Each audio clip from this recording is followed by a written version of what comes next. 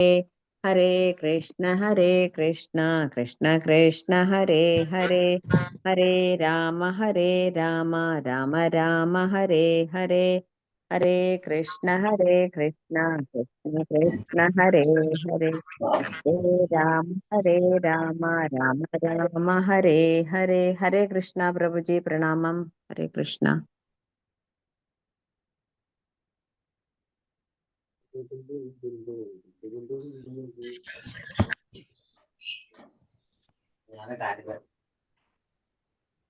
കൃഷ്ണ പ്രഭുജി. ഹരേ കൃഷ്ണ. എല്ലാവർക്കും പ്രണാമം. ഹരേ കൃഷ്ണ പ്രഭുജി. ഹരേ കൃഷ്ണ. ഹരേ കൃഷ്ണ. ഹരേ കൃഷ്ണ. എല്ലാവർക്കും പ്രണാമം. ഹരേ കൃഷ്ണ. ഹരേ കൃഷ്ണ. നമുക്ക് പ്രാർത്ഥനയിലേക്ക് കടക്കാം. ഓം നമോ ഭഗവതേ വാസുദേവായ. ഓം നമോ ഭഗവതേ വാസുദേവായ. ഓം നമോ ഭഗവതേ വാസുദേവായ. നാരായണം നമസ്കൃത്യം നരം ചൈവ നരോത്തമം ദേവീം സരസ്വതീം വ്യാസം തതോ ജയമുദീരയേത്. നഷ്ടപ്രായേഷു ഭദ്രേഷു നിത്യം ഭാഗവത സേവയാ.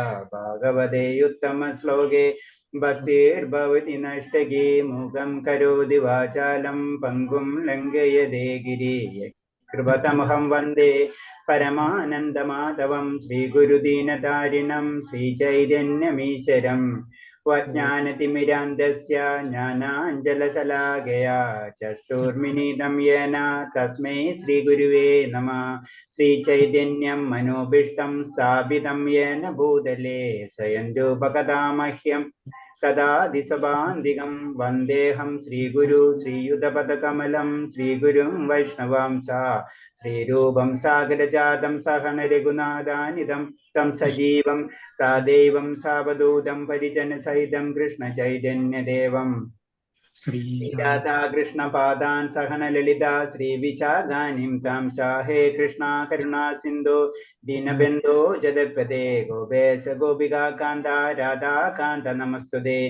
തപ്തകാഞ്ചന ഗൗരാംഗി രാധേ വൃന്ദാവനേശ്വരി. വൃഷഭാനുസുതേ ദേവി പ്രണമാമി ഹരിപ്രിയേ.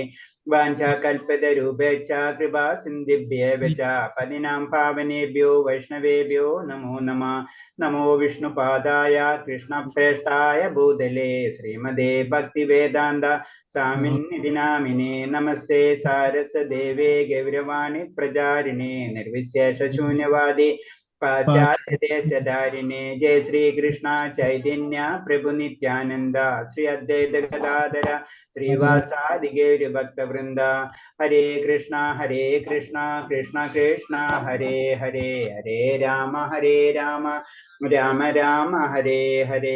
ഹരേ കൃഷ്ണ കൃഷ്ണ കൃഷ്ണ ഹരേ ഹരേ, ഹരേ രാമ രാമ രാമ ഹരേ ഹരേ. ഹരേ കൃഷ്ണ കൃഷ്ണ കൃഷ്ണ ഹരേ ഹരേ, ഹരേ രാമ രാമ രാമ ഹരേ ഹരേ. ഹരേ കൃഷ്ണ പ്രഭാതിക്ക് ജയ. ഗുരുദേവ് की जय. अनंत कोटि वैष्णव भक्त की जय. ഹരേ കൃഷ്ണ. എല്ലാവർക്കും പ്രണാമം. ഹരേ കൃഷ്ണ പ്രഭുജി. പ്രണാമം പ്രണാമം പ്രഭുജി. ഹരേ കൃഷ്ണ. നമ്മള് 19ാമത്തെ ചാപ്റ്റർ അല്ലെ. ഇന്ന് നമ്മള് ഫസ്റ്റ് ലെവൽത്തിലെ കുറച്ച് പേർക്ക് ഇന്ന് കഴിയാണ് ക്ലാസ്സിലേക്ക് കടക്കാം. അതിന് മുന്നേ ശരി ദാമോദരാഷ്ട ആരാണെന്ന് ഹരേ കൃഷ്ണ. ഹരേ കൃഷ്ണ പ്രഭുജി. ഹരേ കൃഷ്ണ. ഹരേ കൃഷ്ണ. ശരി മാതാജി വായിച്ചു. ചൊല്ലിക്കോളൂ. നമാമീശ്വരം സച്ചിദാനന്ദരൂപം ലസത്കുണ്ടലം ഗോകുലേ വ്രജമാനം യശോദാഭിയോലുഗാലാതവമാനം പരാമൃഷ്ടം അത്യന്തദോ ധൃത്യഗോപ്യാ രുദന്തം മുഹുർനേത്രയുഗ്മം ഋജന്തം കരാംബോജയുഗ്മേന സാദംഗനേത്രം മുഹുശ്വാസകമ്പാത്രിരിഗാംഗകണ്ഠ സ്ഥിതഗ്രൈവം ദാമോദരം ഭക്തിബദ്ധം ീലാഭിരനന്ദകുണ്ഡേ സ്വഘോഷം നിഭജന്തം ആഖ്യാപയന്തം ശീതജ്ഞേഷു ഭക്തേജിതത്വം पुनः प्रेम तत्संशदावृत्ति वन्दे वरं देवमोक्षं न मोक्षावधिं वा न चान्यं वृणेऽहं वरेशादभिः इदं ते वपूर्णादा गोपालबालं सदा मे मनस्याविरस्तां कियन्यै इदं ते मुगाम्बोजम् अत्यन्तनीलै हृदङ्कुण्डलैस्निग्धरक्तैश्च गोप्या मुहुचुम्बितं बिम्बरत्नाधरं मे मनस्याविरस्तामलं लक्षलाभे नमो देव दामोदरानन्द विष्णो प्रसीद प्रभो दुःखजलाग्निमग्नं कृपादृष्टिवृष्ट्यादिदिनं वदानु ग्रहाणेश मामज्ञं मे दक्षिदृश्या भुवे आत्मजौ बद्धमूर्तैव यद्वत् त्वया मोदितौ भक्तिभाजौ कृतौ च तदा प्रेम भक्तिं सोगामे प्रयश्च न मोक्षे ग्रहो मेऽस्ति दामोदरेह नमस्ते स्तुदाम्ने स्फुरदीप्तिदाम्ने त्वदीयोदरायाद विश्वस्य दाम्ने नमो राधिकायै त्वदीयप्रियायै नमो नन्दलीलाय देवाय तुभ्यं नमो राधिकायै त्वदीयप्रियायै नमो नन्दलीलाय देवाय तुभ्यं हरे कृष्णा कृष्ण कृष्ण हरे हरे हरे राम राम राम हरे हरे हरे कृष्ण प्रभु जी हरे कृष्ण. ഹരേ കൃഷ്ണ. താങ്ക് യു മാതാജി. ഹരേ കൃഷ്ണ. നല്ല രീതിയിൽ ചൊല്ലി പ്രണാമം. ഹരേ കൃഷ്ണ. അപ്പൊ നമ്മള് എല്ലാവരും ആരിതൊക്കെ ചെയ്യാറുണ്ടല്ലോ അല്ലേ? എല്ലാവരും ചെയ്യാം. കാരണം ഞാൻ എപ്പോഴും പറയുന്ന ഈ മാസം വളരെ ഇമ്പോർട്ടൻ്റ് ആണ്. നമുക്ക് ആത്മീയത കൂടുതൽ കിട്ടാനുള്ള സാധ്യതയുള്ള മാസമാണ്. അപ്പൊ നമ്മളെ കൊണ്ടാവുന്ന കാര്യങ്ങൾ ഇത് മാത്രമല്ല, ഈ മാസം നമുക്ക് ഗ്രന്ഥപാരായണമായാലും കുഴപ്പമില്ല, നാമജപാണെങ്കിലും കുഴപ്പമില്ല, അതുപോലെ ക്ഷേത്രദർശനങ്ങളാണെങ്കിലും കുഴപ്പമില്ല, എന്ത് നേരം പുണ്യകർമ്മങ്ങളും ഏറ്റവും ചെയ്യാൻ പറ്റിയിട്ടുള്ള ഏറ്റവും നല്ല ഒരു മാസമാണിത്. അപ്പൊ നമ്മൾ ഇന്നലെ തന്നെ കണ്ടപ്പോ നമ്മൾ പറഞ്ഞല്ലേ, ദാമോദരൻ എന്ന് പറയുമ്പോൾ എന്താണ് ദാമോദരൻ എന്ന് പറയുമ്പോൾ എന്താണ്? ദാമം, കയർ അല്ലെ, ബന്ധനം, ബന്ധസ്ഥരായിരിക്കണം നമ്മളെ കൊണ്ട്. ഇത് മാറ്റണമെങ്കിൽ ദാമോദരൻ, നമ്മളെവിടെ ബന്ധസ്ഥരാണ്, അത് മാറ്റണമെങ്കിൽ ദാമോദരൻ തന്നെ കഴിയുള്ളൂ. അതാണ് അതിന്റെ ഒരു ലീലകളിന്റെ ഒരു പാർട്ടായിട്ട് വരുന്നത്. അപ്പൊ നമ്മള് ഈ മാസം കുറച്ച് നമ്മള് അറ്റ്ലീസ്റ്റ് കേൾക്കെങ്കിലും ചെയ്യാം, ശ്രവണം അതെങ്കിലും നമ്മൾ ചെയ്യും മാസം കൂടുതൽ. ഹരേ കൃഷ്ണ. ഓം നമോ ഭഗവതേ വാസുദേവായ, ഓം നമോ ഭഗവതേ വാസുദേവായ, ഓം നമോ ഭഗവതേ വാസുദേവായ. ജയ ഗുരുദേവ് ജയ. ഹരേ കൃഷ്ണ. അപ്പൊ 19-ാം അധ്യായത്തില് പറയുന്നത് ഭഗവതോത്മകമായ ശുദ്ധ പ്രേമത്തിലെ ഭക്തി സേവനം. അപ്പൊ നമ്മള് ആ ശുദ്ധ പ്രേമത്തിൽ എങ്ങനെയാണ് ഭഗവാനെ നേരിട്ട് സേവിക്കുകയാണ്. ആ സമയമാകുമ്പോഴേക്കും ലാസ്റ്റ് ലെവലിൽ എത്തുമ്പോഴേക്കും നമ്മൾ നേരിട്ട് സേവിക്കണം. അതെങ്ങനെയാണെന്നൊക്കെയാണ് ഡീറ്റെയിൽ ആയിട്ട് പറഞ്ഞു തരുന്നത്. ഭഗവതോത്മകമായ ശുദ്ധ പ്രേമത്തിന്റെ ഭക്തി സേവനം. ഒരാൾ പാലിച്ചു ഒരു നിശ്ചിത ഭഗവത് ബന്ധത്തിൽ കൃഷ്ണനെ സ്നേഹിക്കാനുള്ള അഭിലാഷം വർദ്ധിക്കുമ്പോൾ അത് ഭഗവതോത്മകമായ ശ്രേമം എന്ന് പറയുന്നു. കാരണം നമ്മൾ ചില നിയമങ്ങൾ അനുസരിച്ച് പോയിക്കൊണ്ടിരിക്കണം അല്ലെ. ആ നിയമങ്ങൾ അനുസരിച്ച് പോയിക്കൊണ്ടിരിക്കുമ്പോൾ കുറച്ച് കഴിയുമ്പോൾ എന്താണ്, ഭഗവാനോട് ആ സ്നേഹം കൂടിക്കൊണ്ടിരിക്കും. അതിനെയാണ്, ആ സ്നേഹം കൂടുമ്പോൾ, അഭിലാഷം വർദ്ധിക്കുമ്പോൾ അതിനെ ഭഗവതോത്മകമായ ശുദ്ധ പ്രേമം എന്ന് പറയുന്നു. അതാണ് നമ്മൾ ചെയ്യണം. നമ്മൾ ചില നിയമങ്ങൾ അനുസരിച്ച്, നിശ്ചിത നിയമം അനുസരിച്ചാണ് നമ്മൾ ഈ നിയമങ്ങൾ അനുസരിച്ചാണ് ഭഗവത് പ്രേമം അല്ലെങ്കിൽ ഭഗവത് സേവനങ്ങൾ ചെയ്യുന്നത് അല്ലെ. ഇങ്ങനെ ഭഗവത് സേവനങ്ങൾ ചെയ്ത് വരുമ്പോൾ നമുക്ക് ലാസ്റ്റ് എവിടെ എത്തുന്ന ഭഗവതോത്മകമായ ഭഗവാനെ നേരിട്ട് മുഖത്തോട് മുഖം കാണുന്ന രീതിയിൽ നമുക്ക് ഫീൽ ചെയ്യാൻ തുടങ്ങും. അതിന് ശുദ്ധമായ പ്രേമം എന്ന് പറയുന്നത്. തുടക്കത്തിൽ ആത്മീയ ഗുരുവിന്റെ ആജ്ഞ അനുസരിച്ച് ഭക്തി സേവനത്തിൽ നിയമക തത്വങ്ങളിൽ മുഴുകും. അതാണ് നമ്മൾ ചെയ്യേണ്ടത്. ചില നമ്മളെ ഗുരുക്കന്മാരെ ഡയറക്ഷൻ എങ്ങനെയാണ് അതിനനുസരിച്ച് നമ്മൾ നിയമങ്ങൾ അനുസരിച്ച് നമ്മൾ പറഞ്ഞത് സാധന ഭക്തി പറഞ്ഞതൊക്കെ. അപ്പൊ സാധന ഭക്തിയിൽ വരുന്നതാണ്. ആ നിയമങ്ങൾ അനുസരിച്ച് നമ്മൾ ചെയ്തുകൊണ്ടിരിക്കുക. അതുവഴി ഭൗതിക മാലിന്യങ്ങൾ ഒഴിഞ്ഞ് പൂർണ്ണമായി പൗത്രീകരിക്കപ്പെടുമ്പോൾ ഭൗതിക സേവനത്തിന്റെ അഭിരുചിയും ആസക്തിയും വളരുന്നു. അപ്പൊ നമ്മൾ അതിന് പറഞ്ഞു, നമ്മൾ സാധന ഭക്തി ചെയ്യാതെ ഒരിക്കലും ഒന്നും ഞാൻ ചെയ്യില്ല, എനിക്ക് ഭക്തി വേണമെന്ന് പറഞ്ഞാൽ കിട്ടില്ല, ഭഗവാനെ കിട്ടില്ല. അതാണ് പ്രത്യേകത. ഭഗവാൻ അത് നമുക്ക് കാര്യങ്ങൾ, എല്ലാ കാര്യങ്ങളും ഇപ്പൊ ഭഗവതിയിൽ ക്ലിയർ ആയിട്ട് കാര്യങ്ങളൊക്കെ പറഞ്ഞു തന്നിട്ടുള്ളതാണ്. അപ്പൊ ഭക്തി വേണമെന്ന് വെച്ചാൽ ലാസ്റ്റ് ആണ്. അപ്പൊ അതിനു വേണ്ടി നമ്മൾ ചില നിയമങ്ങൾ അനുസരിച്ച് സാധനകൾ ചെയ്തു വരുമ്പോൾ പതുക്കെ പതുക്കെ നമ്മള് ഭൗതിക മാലിന്യങ്ങളിൽ നിന്ന് പൗത്രീകരിക്കപ്പെടും. നമ്മൾ ആദ്യം ചെന്ന് ഭൗതിക മാലിന്യങ്ങൾ പൗത്രീകരിക്കേണ്ട. അതാണ് കൃഷ്ണഭാവത്തിന്റെ ഏറ്റവും വലിയ എന്താണ് ബ്യൂട്ടി എന്ന് പറയില്ലേ, ഏറ്റവും സൗന്ദര്യം അതാണ്. നമ്മൾ ആദ്യമേ തന്നെ അത് ചെയ്യാൻ പാടില്ല, ഇത് ചെയ്യാൻ പാടില്ല, ഇങ്ങോട്ട് തിരിയാൻ പാടില്ല, അങ്ങോട്ട് തിരിയാൻ പാടില്ല എന്നൊന്നും പറയുന്നില്ല. ഭഗവാനെ സ്നേഹിക്കുക, അതിന് ചില നിയമങ്ങളുണ്ട്, അത് ചെയ്യുക. അങ്ങനെ ചെയ്തു വരുമ്പോൾ ഇത് തന്നെ താനെ മാറിക്കൊള്ളും. അതാണ് പറയുന്നത്, പൗത്രീകരിക്കപ്പെടുമ്പോൾ ഭക്തി സേവനത്തിലുള്ള അഭിരുചിയും ആസക്തിയും വളരുന്നു. അപ്പൊ വീണ്ടും വീണ്ടും വളർന്നു വരും. ഇത് കുറയും, അത് കൂടും. അതായത് ഭൗതികത കുറയുമ്പോ ആത്മീയത കൂടും, ആത്മീയത കുറയുമ്പോ ഭൗതികത കൂടും. ഇത് അങ്ങോട്ടും ഇങ്ങോട്ടും കണക്ഷനാണ്. ഈ അഭിരുചിയും ആസക്തിയും വളർന്ന് കാലക്രമത്തിൽ പ്രേമമായി മാറും. ആസക്തിയിൽ നിന്ന് അത് പ്രേമ ബന്ധത്തിലേക്ക് മാറും എന്നാണ് പറഞ്ഞത്. അതാണ് വേണ്ടത്. ഭഗവത് പ്രേമം എന്നാൽ മറ്റുള്ളവരുടെ നേരെയുള്ള പ്രേമം എന്ന് വിളിക്കപ്പെടുന്ന ഭാവത്തെ പൂർണ്ണമായി ഉപേക്ഷിക്കുന്ന എന്നതാണ്. അതായത് മറ്റുള്ളവർ ആരായാലും A to Z ആണെങ്കിലും അവരോടുള്ള പ്രേമം അത് ഉപേക്ഷിക്കുക. അത് ഉപേക്ഷിക്കാൻ നമ്മളെ രീതിയിൽ നമുക്കത് പെട്ടെന്ന് മനസ്സിലാവില്ല. കാരണം ഭഗവാനെ സ്നേഹിക്കുക, അതാണ് അതിൽ നമ്മൾ മനസ്സിലാക്കേണ്ടത്. ഭഗവാനെ സ്നേഹിക്കുക എന്നുള്ളൊരു ഭാവത്തിലേക്ക് നമ്മൾ കടക്കാം. ബാക്കിയുള്ളവരൊക്കെ അത് കഴിഞ്ഞിട്ടാണ്. ഭഗവാന്റെ പ്രേമമല്ലാണ്ട്, ഭഗവാന്റെ കാര്യമല്ലാതെ അത് ഫസ്റ്റ് പ്രയോറിറ്റി, ബാക്കിയൊക്കെ സെക്കൻഡ് പ്രയോറിറ്റി.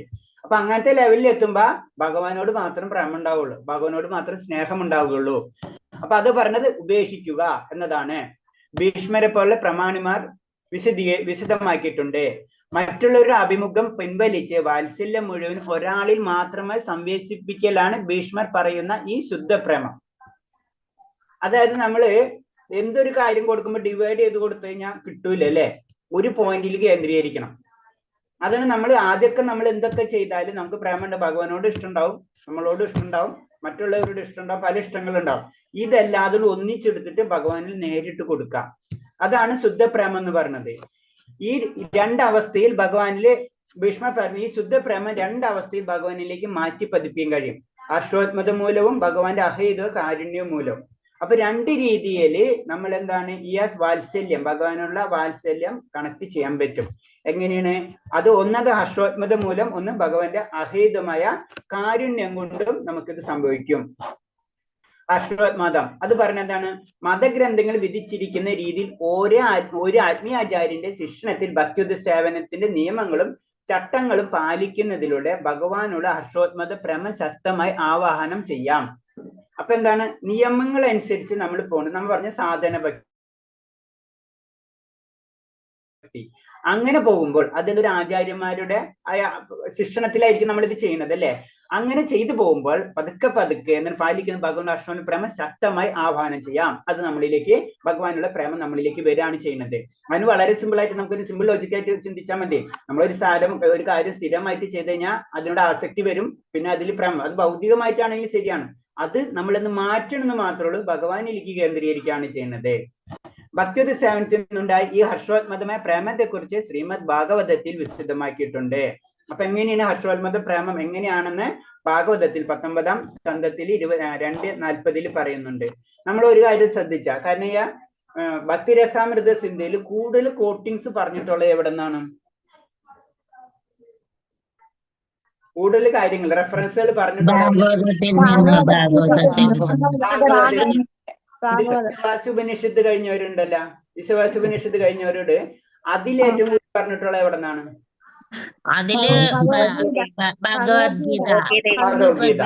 ഭഗവത്ഗീതയാണ്. അപ്പൊ കാര്യം മനസ്സിലാവുന്നുണ്ടല്ലോ നമുക്ക്. ഇതില് ഭാഗവതാണ്. ഭാഗവതം എന്ന് പറഞ്ഞ ഭഗവാനാണ്, അതാണ് പ്രത്യേകത. മറ്റൊരു പറഞ്ഞ ഭഗവാൻ തന്ന ഉപദേശങ്ങളാണ്. ഉപദേശങ്ങളല്ലാതെ സ്വയം ഭഗവാൻ. ഭക്തി എന്ന് പറഞ്ഞു കഴിഞ്ഞാൽ ഭഗവാൻ, അതാണ് അതിന്റെ റെഫറൻസുകള് കൂടുതലും ആചാര്യന്മാർ പറയുന്നത്. ഞാനൊന്ന് മ്യൂട്ട് ചെയ്തോട്ടെ.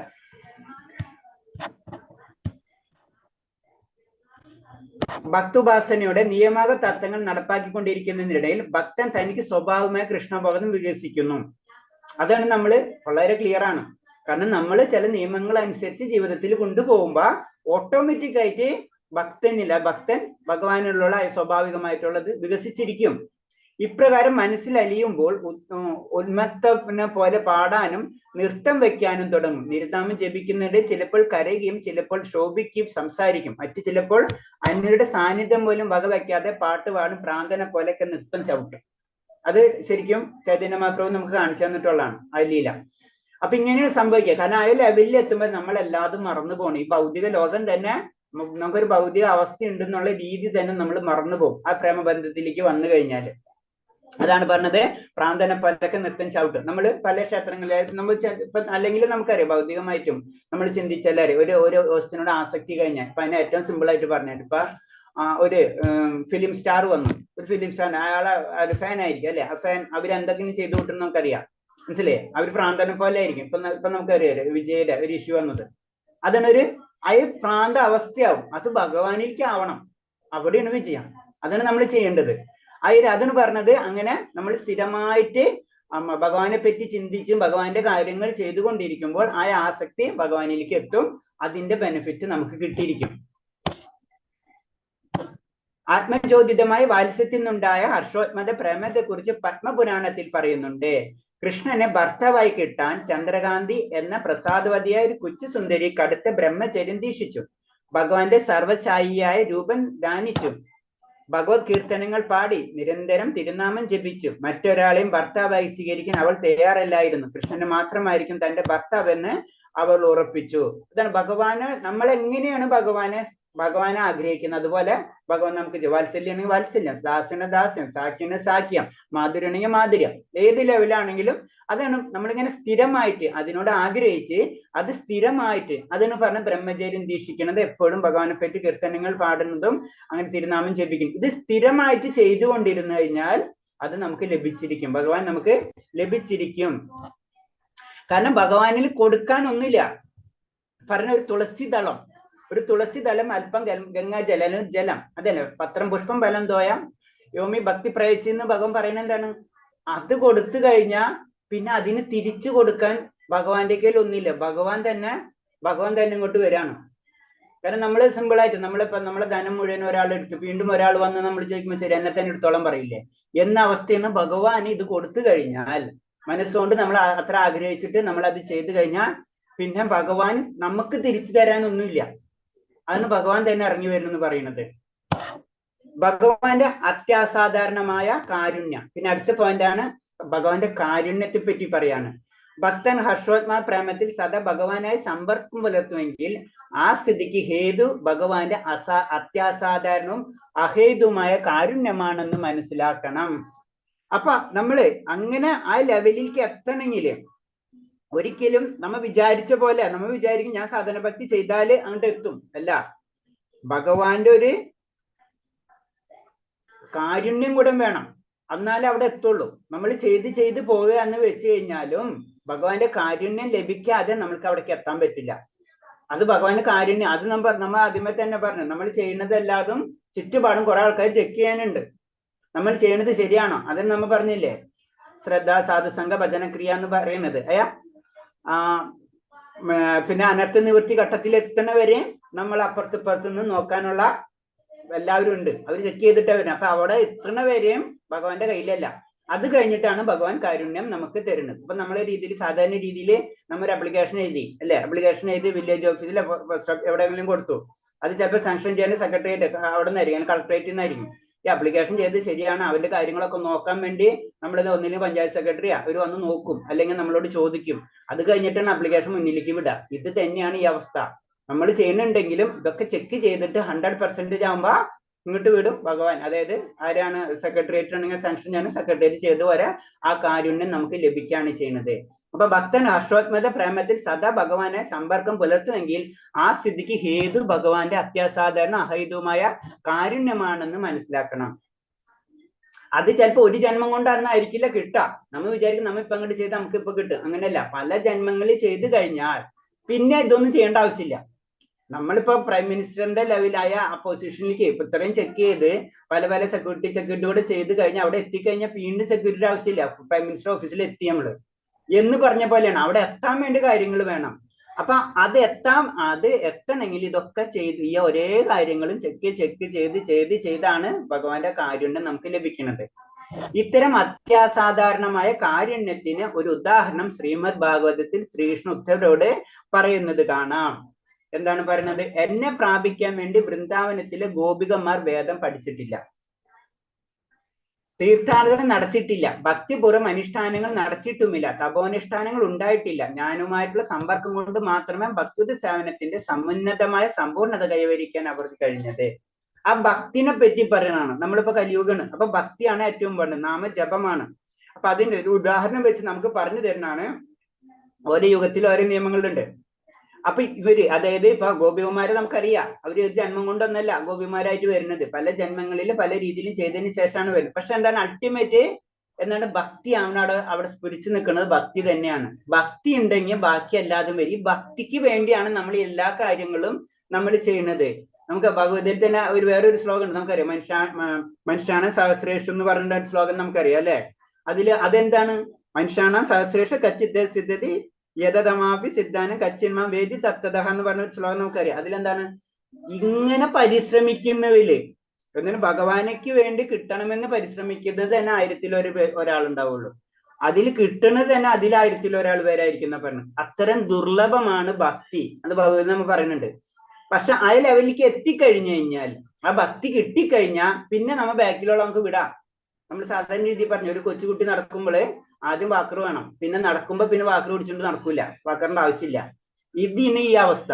അപ്പൊ ഗോപികമാരെ അവസ്ഥ എന്ന് പറഞ്ഞാൽ അവർ ആ പൊസിഷനിൽ എത്തിയ പിന്നെ അവർക്ക് ഭക്തി മാത്രമേ, പിന്നെ അവർക്ക് അനുഷ്ഠാനങ്ങളോ വേറെ നിയമങ്ങളോ ഒന്നുമില്ല അവർക്ക്. അപ്പൊ ഭക്തിക്ക് വേണ്ടിയാണ് ഇതെല്ലാം ചെയ്യണമെന്ന് നമ്മൾ മനസ്സിലാക്കേണ്ടത്.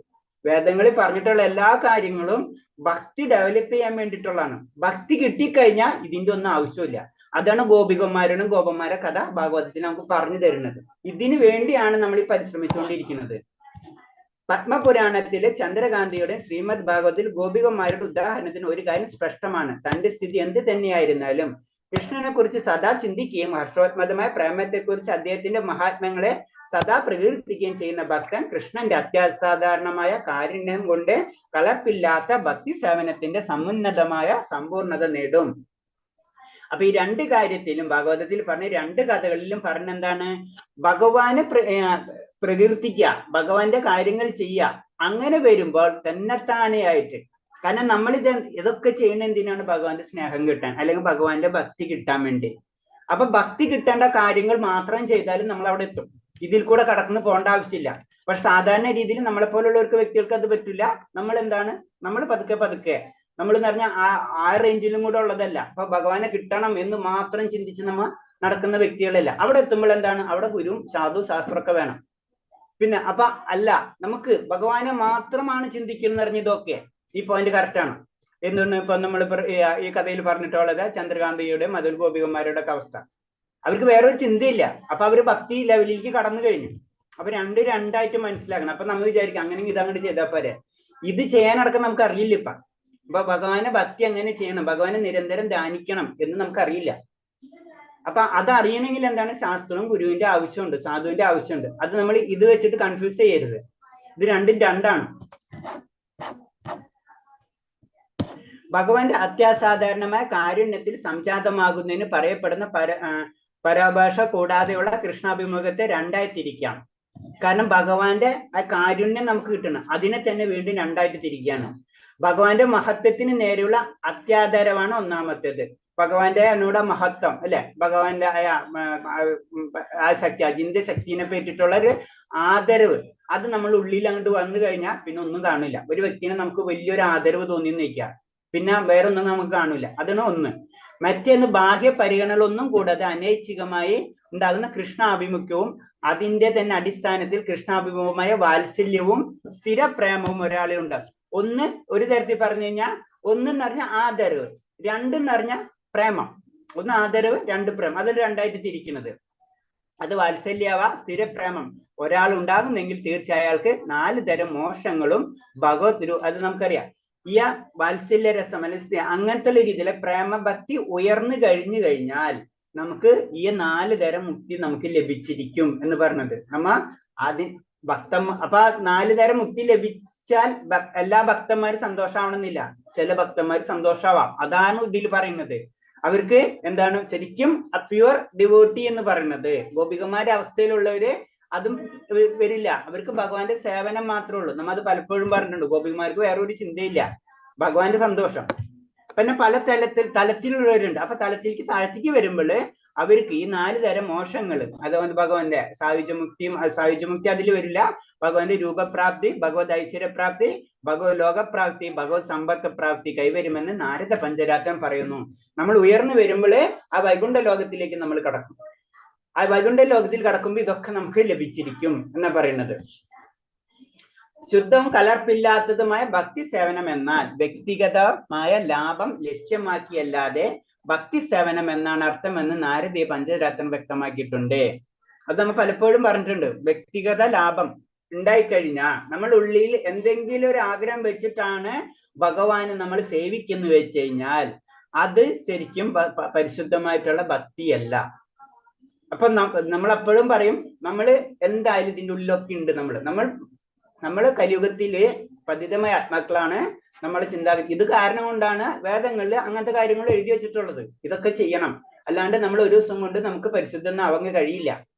പക്ഷെ ശരിക്കും അവിടെ എത്തണമെങ്കിൽ, ഭഗവാന്റെ ആ സ്നേഹം കിട്ടണമെങ്കിൽ, പരിപൂർണമായ കാരുണ്യം ലഭിക്കണമെങ്കിൽ, ഭഗവത് പ്രേമം ലഭിക്കണമെങ്കിൽ നമുക്ക് വ്യക്തിഗതമായിട്ടുള്ള ലാഭം ഉണ്ടാവാൻ പാടില്ല. അത് ചിന്തിക്കാനേ പാടില്ല എന്നാ പറയുന്നത്.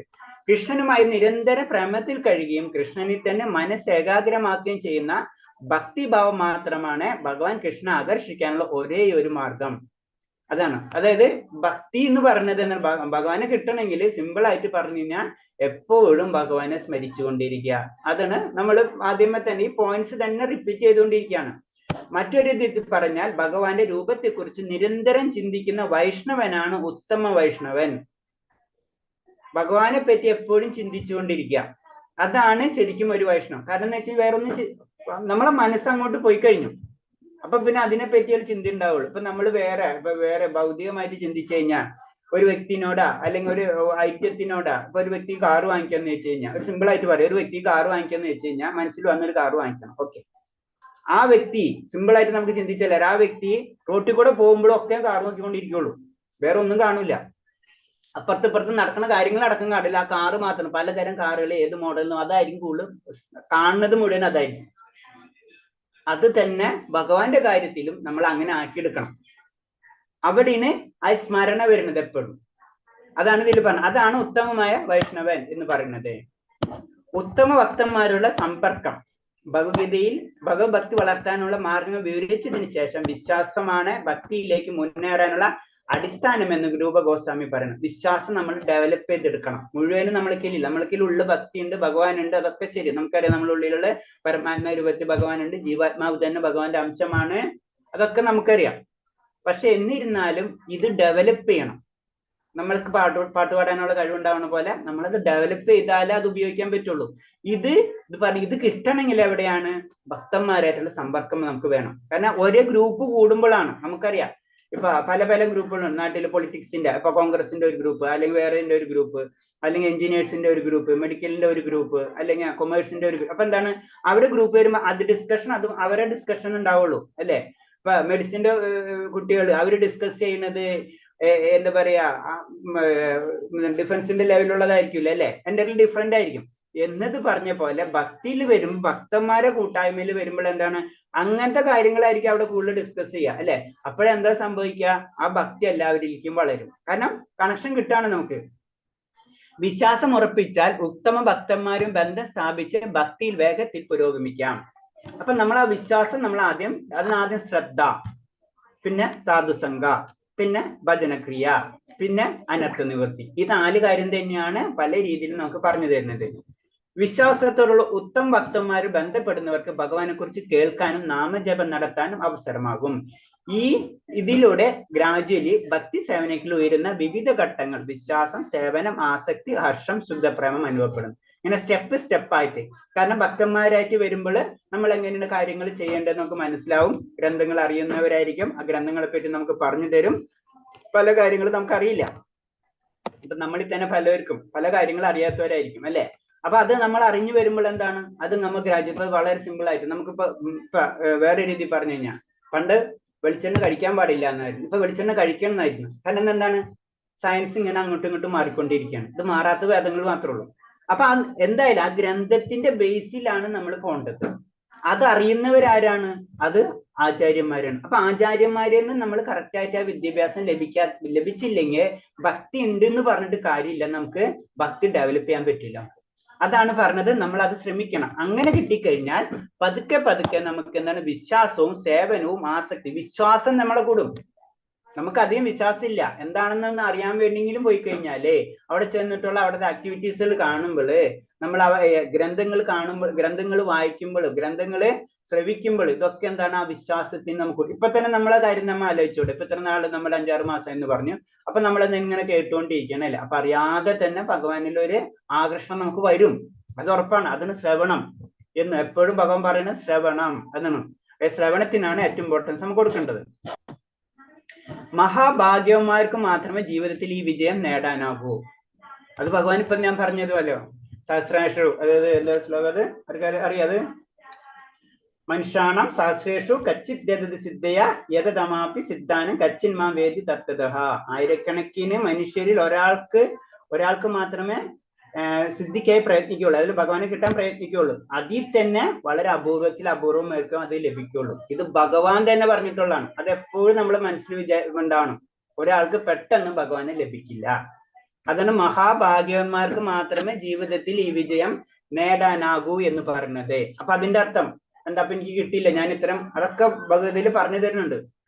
അങ്ങനെ നമ്മൾ കുറെ കാര്യങ്ങൾ ചെയ്ത് അപ്പൊ ഭഗവാൻ പറഞ്ഞ അങ്ങനെ ആർക്കും കിട്ടൂല, വളരെ അപൂർവം കിട്ടുള്ളൂ. അപ്പൊ നമ്മുടെ സ്ഥിതി എന്തായിരിക്കും? ആരെങ്കിലും ഒരാൾ പറഞ്ഞു, നമ്മൾ എന്തെങ്കിലുമൊക്കെ ചെയ്യുന്നുണ്ടല്ലോ അറ്റ്ലീസ്റ്റ്. അടുത്ത ജന്മത്തിലേക്കുണ്ടോ? ഹരേ കൃഷ്ണ. അടുത്ത ജന്മത്തിലേക്കെങ്കിലും നമ്മളെ കൊണ്ടുപോകും അല്ലെ? അടുത്ത ജന്മത്തില് നമുക്ക് കുറച്ചും കൂടെ പുരോഗതി കിട്ടും. നമുക്ക് ഇത് ചെയ്യാനുള്ള ആഗ്രഹം നമ്മളിൽ ഉള്ളിൽ വന്നു കഴിഞ്ഞാൽ അത് മുഴുവിക്കാനുള്ള സാഹചര്യങ്ങൾ അടുത്ത ജന്മത്തിൽ കിട്ടും. അതിനൊരു ഉദാഹരണം ഞാൻ പറഞ്ഞിട്ടുണ്ട്. ആരെങ്കിലും ഓർമ്മയുണ്ടോ? പ്രഭുപാദ സ്വാമിയും അദ്ദേഹത്തിന്റെ ഗുരു. അത് പ്രഭുപാദ സ്വാമി ഭഗവതിയിൽ നിങ്ങൾ വായിച്ചിട്ടുണ്ടെങ്കിൽ ഭഗവതിയിൽ തന്നെ ഭാവാർത്ഥത്തിൽ പറഞ്ഞിട്ടുണ്ട്. അത് ക്ലിയർ കട്ട്, എനിക്കും എന്റെ ഗുരുവിന് അങ്ങനത്തെ ഒരു ഭാഗ്യം ലഭിച്ചു എന്ന് ക്ലിയർ കട്ട് പറഞ്ഞിട്ടുണ്ട്.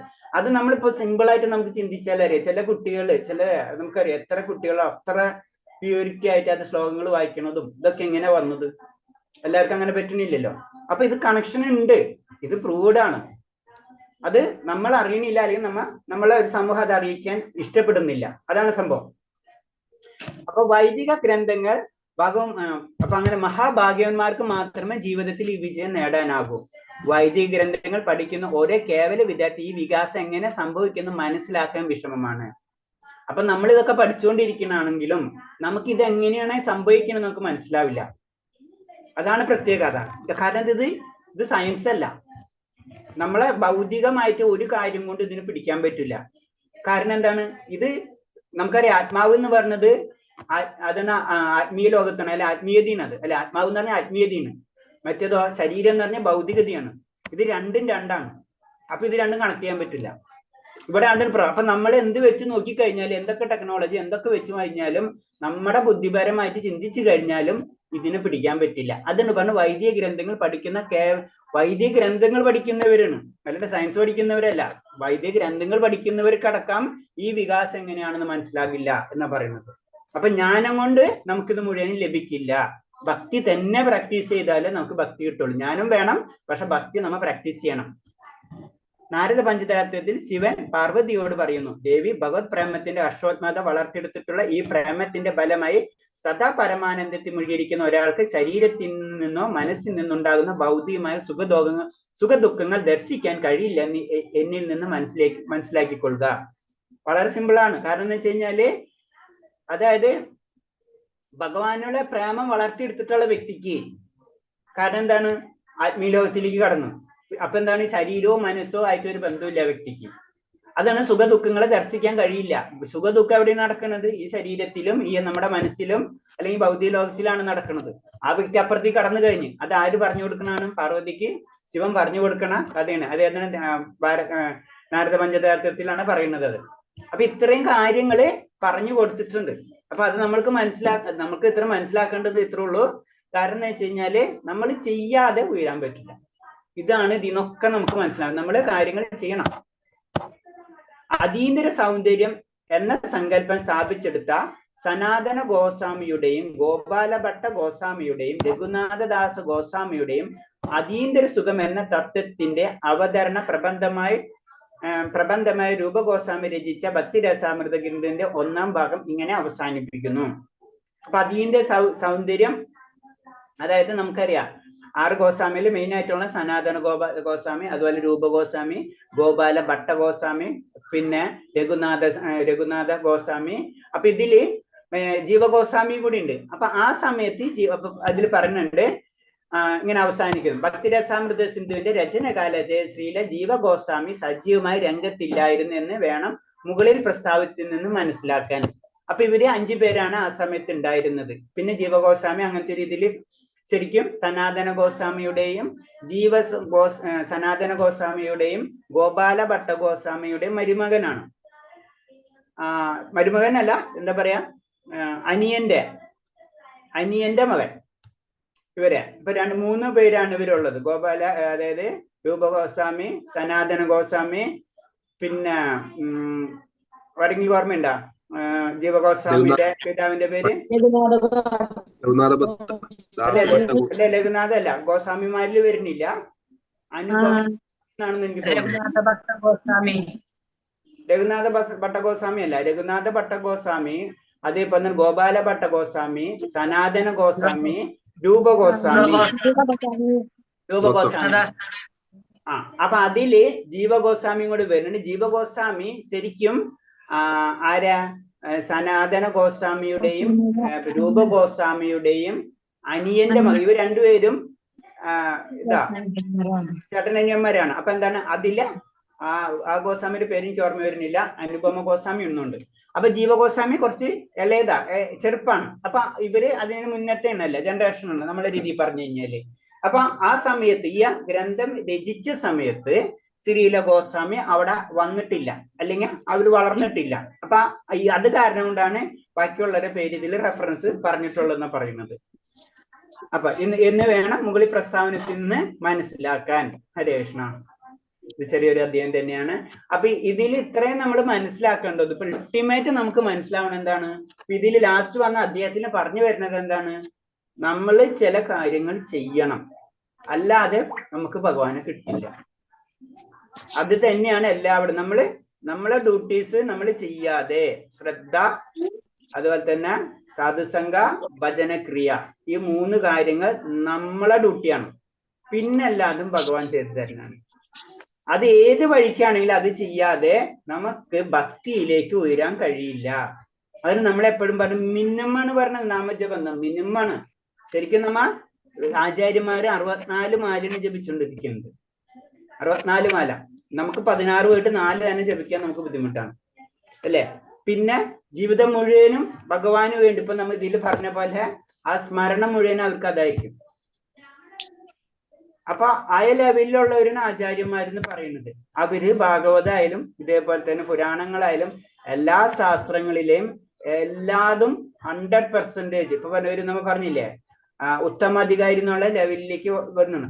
അവര് നമുക്ക് ഇത്രയും ഷോർട്ട് കട്ട് ആയിട്ട് ഇത്രയെങ്കിലും ചെയ്യ് എന്നാ പറയുന്നത്. മിനിമം നമ്മൾ പാസ് മാർക്കാണ് നമ്മൾ ഉദ്ദേശിക്കുന്നത്.